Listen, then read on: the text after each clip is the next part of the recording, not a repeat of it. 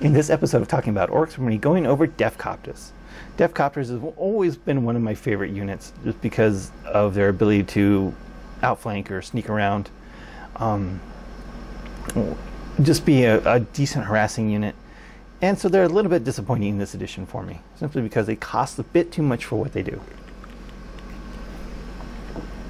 So a Deffkopter has a 14-inch move, 3 weapon skill 3, ballistic skill 5, strength 4, toughness 5 because it is on a bike, 4 wounds, 2 attacks because it's still an orc boy, leadership 6, and a 4-up armor save.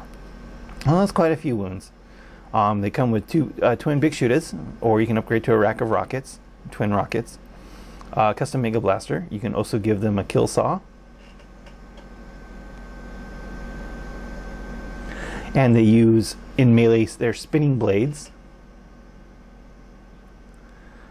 So they actually get, when they're using their spinning blades, they actually get 2d3 attacks instead of just 2. And they can take a big bomb, which allows them to drop a bomb and cause mortal wounds. And of course, they have the ability to turbo boost, which means they always get 6 inches when they advance. Scouting ahead, during deployment, you can set up a unit of Deffkopters behind enemy lines instead of placing them on the battlefield. At the end of any of your movement phases, Deffkopters can swoop around, ambush the foe, set them up anywhere on the battlefield that is more than 9 inches away from the enemy models, and with 14 inches of a battlefield edge. So they're still basically outflanking, because you have to put them within their movement range of the battlefield edge. So it's like the old outflank rule, which that's fine by me. Again, it comes down to cost for what you get. You only need 1 Deffkopter. You can go up to 5. Yeah, that's not too bad, but that's a lot of points. Deffkopters are, with the slight point adjustment to the rack of rockets, are going to be 79 points a model. I'd rather have 8 commandos than the 1 Deffkopter for that price, to be honest. I've run Deffkopters and they just don't do anything. Unfortunately, because again, they're one of my favorite units. They were always a good harassing unit, but they need to be priced accordingly. They're not designed to be frontline attack unit. They're designed to be a flanking harassing unit, which is what they need to be. So they're sacrificial, and the points need to reflect that. You can upgrade them with a kill saw, and with a new kill saw price of 15 points, that's not too bad. Not a bad option, but again, you don't get the bonus attack, so you're still going to only have 2 attacks hitting on 4s with the kill saw. That's not great. Not great at all for especially since you have to cause more points to do that. So now you're pushing 100 points for each Deffkopter if you have a kill saw on it.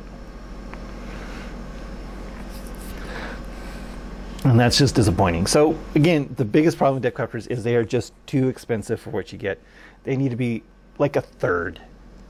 If they were like 60 points with a rack of rockets instead of twin big shooters, I think they would be much better.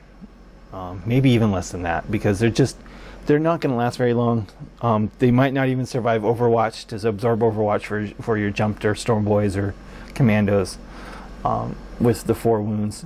So they are just way overpriced, and it's disappointing because again, these are one of my favorite units. I think they're fun to play.